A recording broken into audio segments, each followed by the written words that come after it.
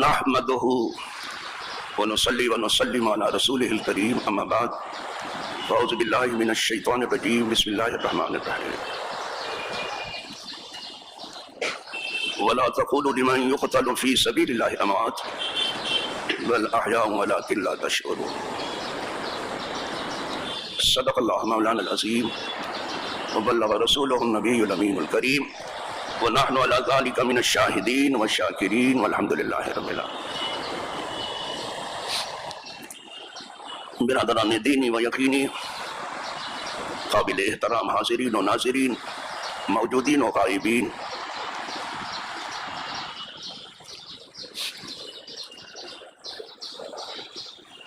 الحمدللہ رب العالمین، یہ اسلامی پہلا مہینہ ہے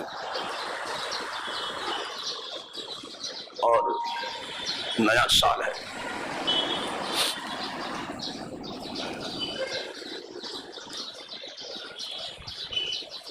میں نے اس مہینوں کو دیکھتے ہوئے اور اس نئے سال کو دیکھتے ہوئے اس عنوان سے گفتگو کرنے کا ارادہ کیا ہے تھوڑا سا، کہ جس پر آج تمام دنیا میں بھرپور گفتگو ہو رہی ہے۔ اور یہ آج کی کیا بات ہے، جب تک یہ دنیا قائم ہے ہوتی رہے گی، اس میں آج اور کل کا مسئلہ نہیں۔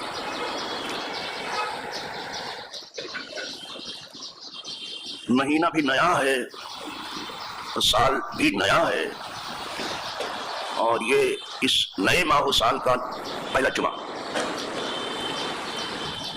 اس جمعہ کے بارے میں بھی آپ جانتے تو ہیں کہ آدم علیہ السلام کی تخلیق جمعہ ہی کو ہوئی۔ بہت بڑا دن ہے یہ۔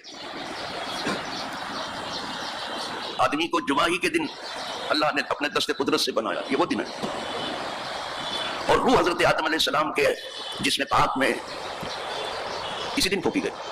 نفخہ صور اسی دن ہوگا، قیامت اسی دن آئے، کربلا اسی دن ہوگا، جمعہ ہی کو ہوا تھا۔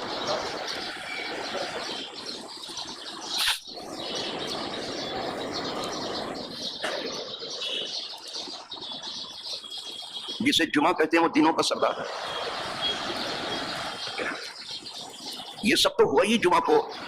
جمعۃ الوداع بھی جو حضور نے آخری حجۃ الوداع بھی جو حضور نے کیا آخری حج، وہ جمعہ ہی تھا۔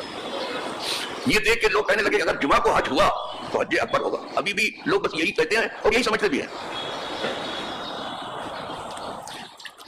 آج ہمارے سر پہ جو مصیبت آن پڑی ہے اس کی بہت کچھ وجہ ہماری جہالت ہے۔ ہم اپنے دین کو بالکل بھی نہیں جانتے، اور جو کچھ جانتے ہیں وہ رسم و رواج کے سوا کچھ نہیں ہے، کچھ نہیں جانتے۔ اور افسوس کی بات تو یہ ہے کہ ہم جاننا بھی نہیں چاہتے، ڈرتے کہ کہیں ہاضمہ خراب ہو گیا تو کیا کریں گے۔ یہ کوئی شرم کی بات ہے کہ مسلمان ہو کر کے آپ جو ہے اسلامی تاریخ سے اور اسلامی مزاج سے ناواقف ہوں؟ آپ جاننا بھی نہیں چاہتے۔ یہ تو بھلا ہو بیچارے ائمہ مساجد کا کہ ممبر میں بیٹھ کے کم از کم جمعہ کے دن کچھ بتا دیتے ہیں، اس بہانے تھوڑا بہت سیکھ لیتے ہیں۔ اور بھلا ہو ان محفلوں کا جہاں کچھ پڑھے لکھے لوگ کچھ دینی باتیں آپ کے حوالے کر دیتے ہیں۔ ویسے اگر یہ پڑھانا ہی چاہتے اور سکھانا ہی چاہتے تو تقریباً کم و بیش 150 محفلیں ہوتی ہیں بامبے میں، محرم الحرام، سنی ہو کیا؟ لیکن افسوس 150 محفلوں میں بھی کچھ زیادہ یہ سیکھ نہیں پائے۔ عوام نے سیکھنا نہیں چاہا تو مقرر نے بھی سکھانا بھی نہیں چاہا۔ آج بھی چاہتے نہیں سیکھنا، دل بہلانا چاہتے ہیں تقریر سے، تو وہ بات کیوں نہ کریں جس سے ان کا دل بہل جائے۔ یہ واعظ و نصیحت محض دل کا بہلاوا نہیں ہے، دین کی سمجھ بوجھ حاصل کرنا کہ ہمارا دین کیا ہے۔ آخر تو حضور بار بار یہی کہتے تھے خذوا دینکم، تم لوگ مجھ سے اپنا دین لو آپ، دل کا بہلاوا نہ لو بابا۔ اور آپ دوسروں سے یہی تو کہتے ہو لکم دینکم ولی دین، آپ کو آپ کا دین، ہم کو ہمارا دین، تو دین ہی کی بات، تو دین سیکھو آپ۔ ابھی میں کسی ایک آدمی کو مجمع میں سے کھڑا کر دوں اور یہ پوچھو ذرا اسلامی مہینے کا نام بتا دیجئے تو نہیں بتا پائے گا۔ یہ حالت ہے، یہ 12 مہینے جو ہے ذرا سے نام بتا دیجئے۔ تو کیا سیکھا آپ نے؟ مہینے تک کا نام تک آپ کو یاد نہیں. پھر پوچھا جائے کہ کون پہلا مہینہ کون آخری مہینہ ہے اور کتنے مہینے اس میں غربت والے ہیں کچھ میں. ہاں البتہ ابھی انگلش میں کہا جائے کہ ذرا 12 مہینے کا نام بتاؤ تو میں سمجھتا ہوں کہ کے جی کا لڑکا بھی بتا دے گا. جو ہائر کے جی میں لوور والا ہو سکتا ہے نہ بتا سکتا لیکن ہائر کے جی والا بتا. تو انہوں نے کچھ پڑھایا تو کچھ سکھایا تو ہم نے کیا پڑھایا آپ کو کیا سکھایا یا آپ نے ہم سے کیا پڑھاؤ کیا سکھا پیچھے 12 مہینے کا. اگر ابھی پوچھ لوں میں کسی سے اس کو حرام کیوں کہتے ہیں محرم الحرام حرام کیوں کہتے ہیں نہیں بتا پایا. یہ مطلب ہے ہم ایسی تقریر کیوں نہ کر لیں کتنی بنیادی باتیں معلوم ہیں. اور کسی سے پوچھ لیا جائے کہ بیت اللہ الحرام کیوں کہتے ہیں.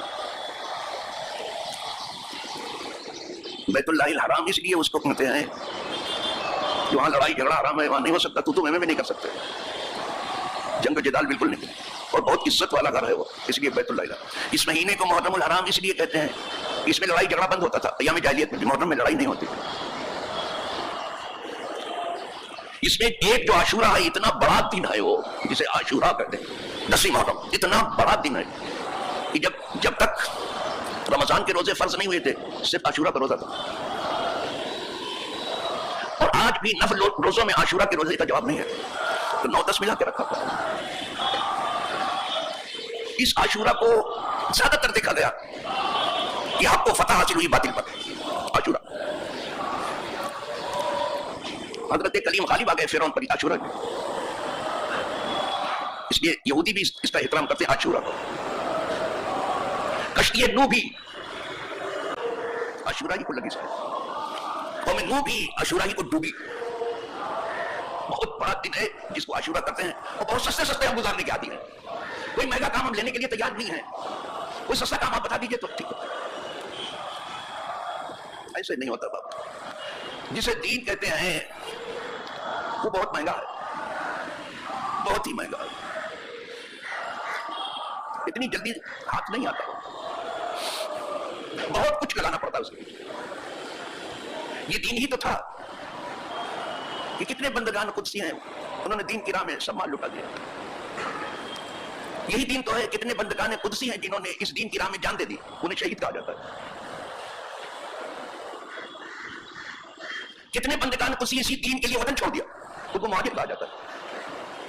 کتنے بندگان قدسی ہیں اسی دین کے لیے اپنی پلکیں بچھا دی ان کو انصار کہا جاتا ہے.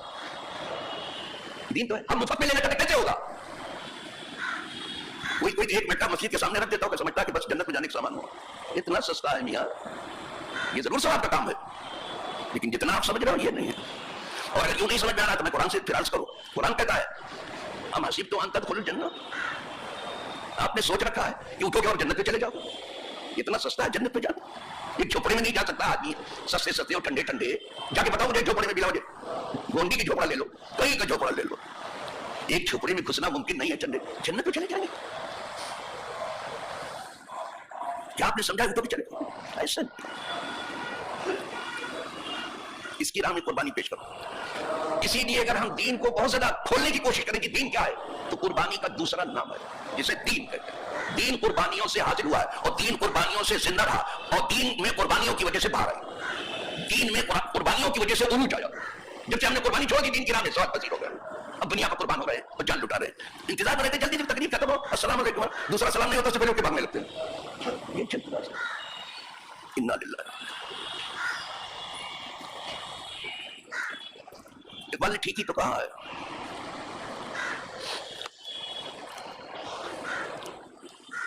غریب سادہ اور رنگین ہے داستان حرم. حرم سے چلا ہے نا دین. غریب سادہ اور رنگین داستان حرم نہایت اس کی حسین ابتدا اسماعیل. یہ قربانی کا سلسلہ حضرت اسماعیل سے شروع ہو کے حضرت امام حسین پر ختم ہو. اس درمیان جانے کتنی قربانیاں ہوئی ہیں لیکن سلسلہ بقرعید میں جب آپ عید اضحیٰ مناتے ہیں تب آپ کو بتایا جاتا ہے اسی میں حضرت اسماعیل علیہ السلام نے اپنے آپ کو قربانی کے لیے پیش کیا. وہاں سے چلا قربانی. اور حضرت اسماعیل علیہ السلام کی اولاد سے صرف حضور ہوئے نبی.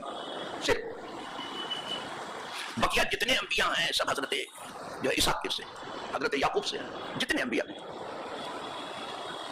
لیکن حضرت اسماعیل سے صرف حضور صلی اللہ علیہ وسلم، اسماعیل علیہ السلام ذبح ہوتے ہوتے رہے، انہوں نے تو اپنا کام کر دیا تھا، بچے کو لٹا بھی دیا تھا، چھری بھی چلا دی تھی، سب کچھ انہوں نے تو اپنا کام کر دیا، اور بات ہے کہ قدرت نے بچا لیا اور دمہ بھیج دیا۔ تو یعنی ناز بھی کہ جگر گوش ہے خلیل در زیر تیغ رفت شہیدت نمی کند، گئے وہ چھری کے نیچے، اس دین کے لیے چھری کے نیچے لیٹا گیا، اور آج خراش نہ ہے دین کے نام پر، ہمارے دین دارو اگر تمہیں یہی دین اچھا لگتا ہے کرو، حول ولا قوت الا باللہ، کہاں لے جا کے پہنچا دیا آپ نے۔ تو حضرت اسماعیل علیہ السلام شہید ہوتے ہوتے رہے، پھر حضرت عبداللہ جو حضور کے والد ہیں وہ بھی شہید ہوتے ہوتے رہے، پورا ان کے نام پڑا تھا حضرت عبداللہ کے نام، وہ بھی شہید ہوتے ہوتے رہے۔ کتنی قربانیاں ہیں، اب خلفائے اربعہ میں بھی 3 خلفاء شہید، ایک جو ہے صدیق اکبر ہیں، ان کی خلافت 2.25 سال ہے یا کچھ مہینہ زائد رہی، ان کو چھوڑ کے فاروق اعظم شہید، عثمان غنی شہید، مولا علی شہید، حضرت امام حسن شہید، حضرت امام حسین شہید، ایک سلسلہ ہے شہادت کا، کوئی بچا ہے؟ اور یہ سب تو اپنی جگہ پر ہے۔ حضور صلی اللہ علیہ وسلم کے بارے میں جنگ احد میں مدینے میں خبر آ گئی تھی کہ حضور شہید ہو گئے، اور لوگ نکل بھی پڑے تھے، وہ اور بات ہے کہ واللہ یعصمک من الناس، اللہ آپ کو لوگوں سے بچانے والا ہے، وہ اس وقت آڑے آئی ورنہ شہادت آ گئی تھی۔ تو حضور کے لیے بھی تو جو دین قربانی چاہتا ہے اتنا بھاگنا قربانی سے، یا صرف گائے اور بکری اور بھینس کی قربانی دے کر کے فارغ ہو جانا سمجھا سب کچھ کر لیا؟ نہیں بابا، بہت کچھ کرنا، بہت کچھ کرنا۔ تو دین جب قربانی ہی کا نام ہے، اور دین جو ہے ہلکا پھولتا قربانی سے ہے، دین کی ساری بہاریں قربانی سے ہیں، دین کا سارا وجود قربانی سے ہے، تو پیچھے مت ہٹو، لیکن دین کے لیے ہو، دنیا کے لیے نہیں۔ اسی لیے فرمایا اللہ پاک نے کہ جنہوں نے اللہ کے راہ میں اپنی جان دی انہیں مردہ مت کہو، وہ زندہ ہے، یہ قدرت کہہ رہی، ہم نہیں کہہ رہے ہیں، ہم کو ہماری کیا مجال ہے، ان کو مردہ مت کہو۔